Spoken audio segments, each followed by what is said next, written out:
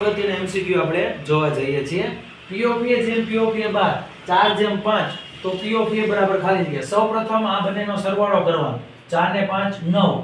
P of A એટલે P of A એટલે 4 સમજવાનું એટલે 4 ના છેદમાં 9. જો P of A બાર પૂછે તો એની સાથે કોણ આવશે 5 તો જવાબ 5 ના છેદમાં 9 પણ એવું અત્યારે પૂછ્યું નથી. બીજો એમસીક્યુ 2028 તો છેલ્લા બે આંકડાને જો આપણે 4 વડે ભાગી શકીએ તો એને લીપ વર્ષ કહેવાય. 2007 ચોક 28 એટલે લીપ વર્ષ છે. 366 ને 7 આલે આપણે ભાગશું. એક અઠવાડિયામાં 7 દિવસ એટલા માટે 7 પંચા 35 એક વૈધા ઉપરથી 6 7 દુ 14 બે વૈધા એટલે જે શેષ વધે એના છેદમાં 7 એટલે 2 ના છેદમાં 7 ઈ આપણો જવાબ આવશે.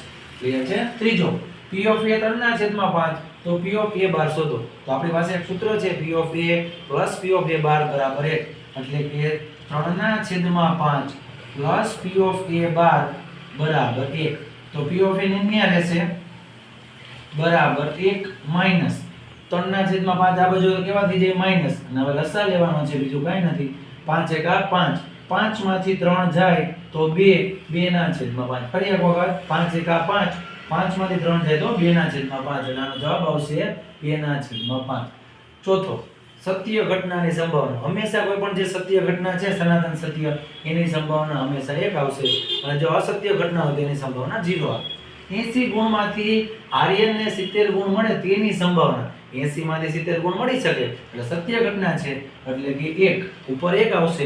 કુલ પરિણામ જ્યારે ગુણની વાત હોય માર્કની વાત હોય ત્યારે 1 વધુ આવશે. કોઈ પણને 0 માર્ક પણ આવી શકે એટલે કુલ પરિણામ 80 નહીં પણ 81 આવશે. આ ખાસ યાદીમાં રાખવું. 1 ના છેદમાં 81 જે આપણો જવાબ છે. Thank you.